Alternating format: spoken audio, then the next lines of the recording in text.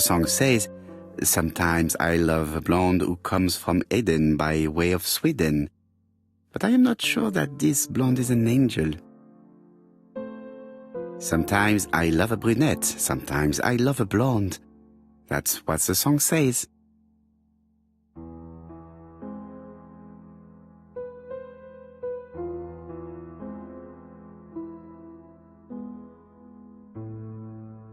Franklin Clark always seems at ease, regardless of where he is. Something that's unique to people who travel.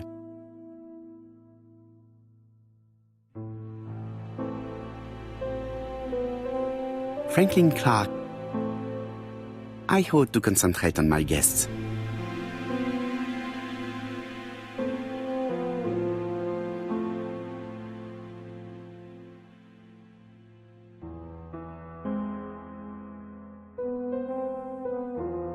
Donald is always on edge.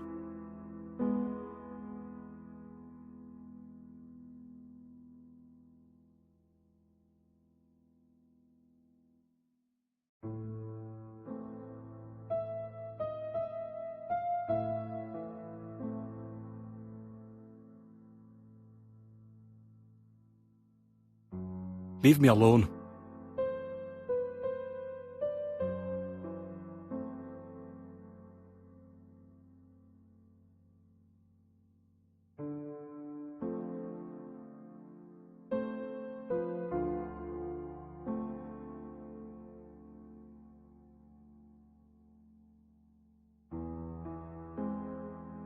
Leave me alone.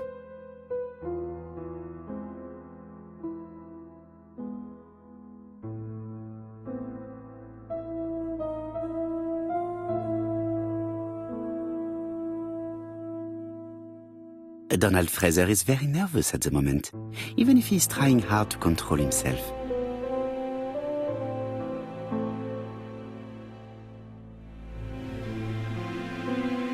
She appears to have taken more care with her appearance than the last time.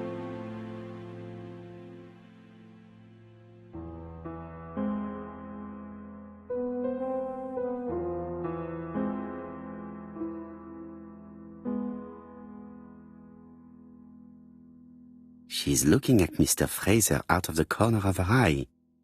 Did she make herself beautiful for him?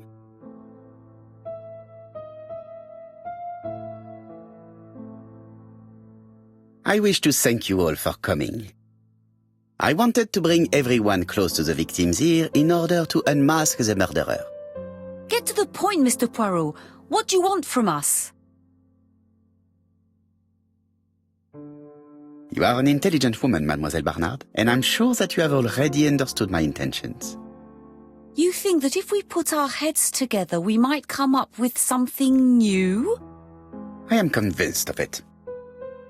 What I ask is that you search your memories. The murderer must have left some trace. Yes, he must have prepared his crimes very carefully. Tout à fait. He did not get to Bexhill at midnight in order to strangle a young girl whose name by chance starts with B. Must we go into that? Mr. Fraser, please get a grip on yourself. Well, I want to help you, but I don't remember anything else. Nothing I haven't already said. And you, Mademoiselle Barnard, did your sister say if she was seeing another man?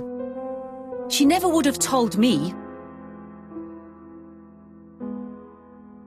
Why would she hide the fact from you? Betty knew I didn't approve of her behaviour. Her flirting was spoiling any chance she might have had. Tell me, mademoiselle, what did you talk about with your sister? Silly things. Her new dress. She wanted a pair of black stockings to go with it. Mother bought her a brand new pair. The day it happened, she was crying. And to think that Betty never even wore them. Poor Mummy. Your sister used to sing, I believe. Did she ever perform in public? She dreamt about it, but she had a very bad cough. It troubled her greatly. She had to cancel auditions and miss lots of opportunities. A pity. Yes, she sang well, but that doesn't tell us much about the murderer. Qui sait? In any case, we now have enough information to draw up a relatively precise psychological profile. Let us now try and get our brain cells to work.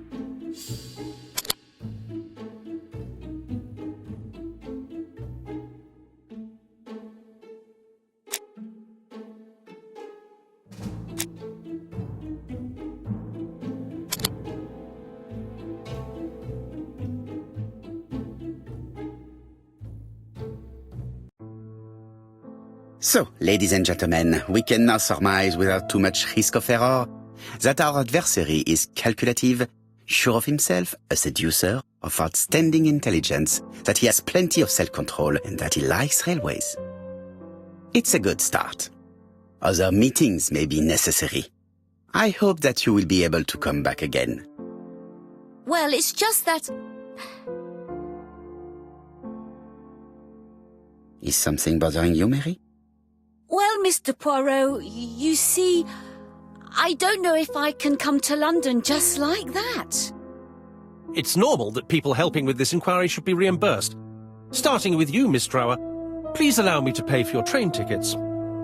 Oh, sir, I cannot accept. But you must. Mademoiselle, I may not be rich, but my brother left a fortune which will be mine. Mr. Clark, that's very generous of you. Well, someone has to foot the bill. Mr. Poirot, would it be possible for you to come back to Devon? Lady Clark has expressed a wish to see you. We'll adjust her medicine so she'll not be too drowsy. But of course, I shall come the day after tomorrow if it is convenient. Thank you all for coming. We will meet again soon. The meeting was most fruitful. Really? Hastings, I believe now we have everything we need to find a common point between the victims. Now it is time for us to use our grey matter.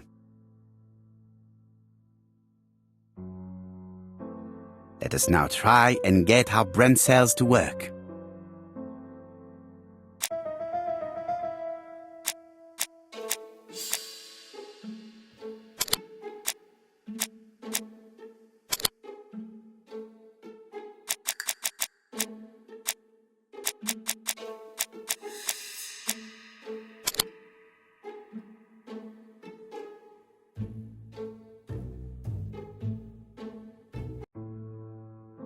The first two victims suffered from bad throat, and that was precisely the specialty of the third victim, Dr. Clark. We have a lead. It would pay to take a closer look at the medical records of Dr. Clark's patients. We'll do so during our next visit to Churston. I will do it myself, mon ami. You must remain in London just in case ABC sends us another letter. Very well, as you wish.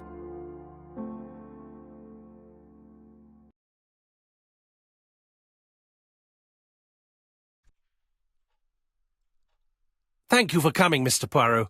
Lady Clark is waiting for you in her bedroom on the first floor. Please excuse me, I cannot stay for the interview. I've to take Miss Gray to the station to see our lawyer in Torquay. Are you leaving Churston for good? Miss Gray very kindly stayed with me to settle my brother's affairs, but naturally she prefers to find a position in London. Ah, très bien. I'll be absent all morning, Mr. Poirot, but the nurse is coming soon. She's to ensure that the dose of medicine doesn't make our patient drowsy. Thank you, Mr. Clark. Have a nice trip, mademoiselle.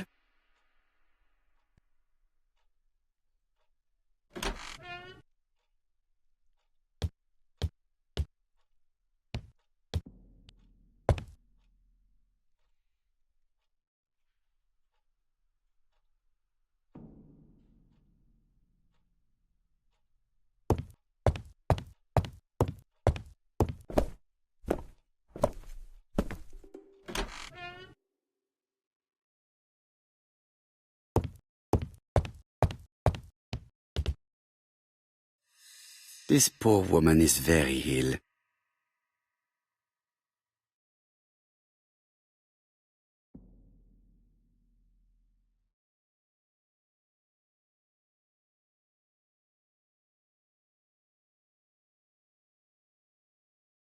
This woman is suffering. She is in no state to have a conversation.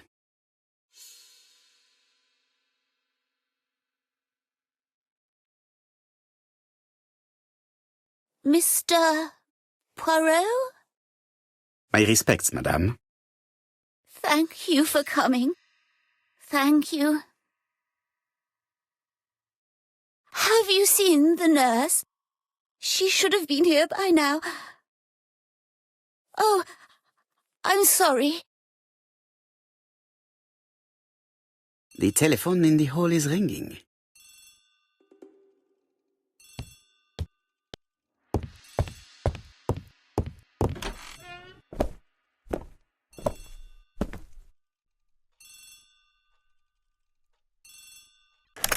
The Clark residence. Detective Hercule Poirot speaking. How do you do, Mr. Poirot? I'm Lady Clark's nurse.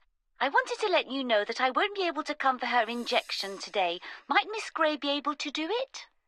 She has just left, but I will take care of it. Thank you. That's very kind of you. You'll find the skeleton key to open the medicine cabinet hidden in the lion trophy. You can count on me. Au revoir, mademoiselle. Oh, thank you kindly. Goodbye, Mr. Poirot.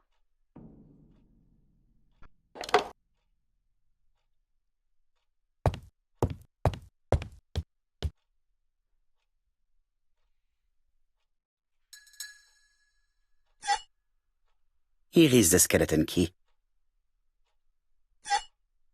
April 1925, Aceh Province, Sumatra.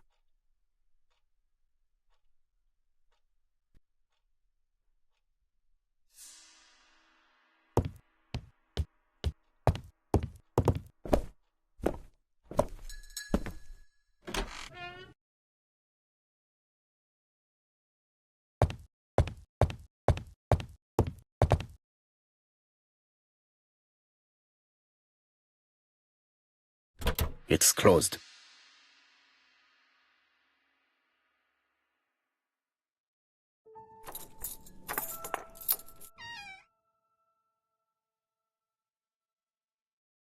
Ah, Mr. Poirot. Oh, I feel better now. Thank you for your help.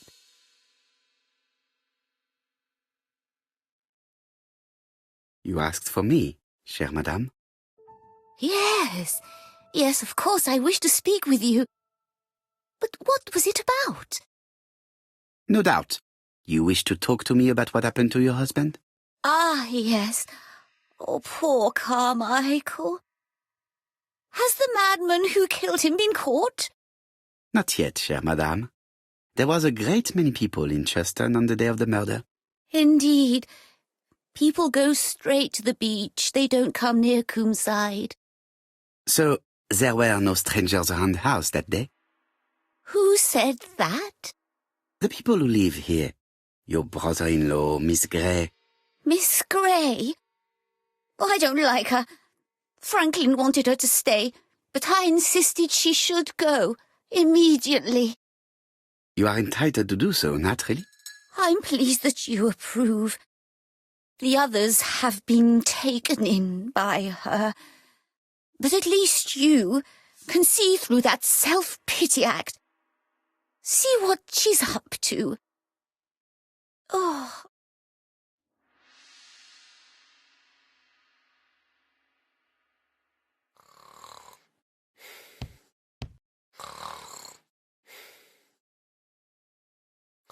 This subject would probably be useful to me.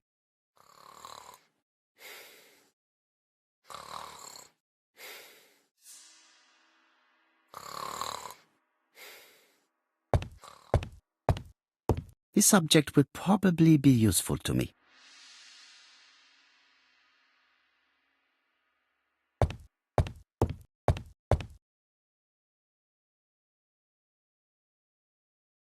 This subject would probably be useful to me.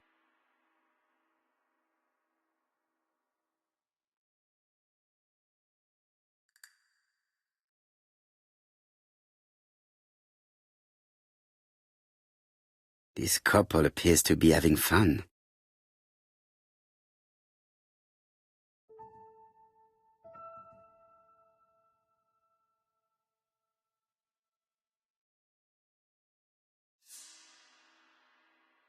Lady Clark and Sir Carmichael were very happy, but they did not have any children.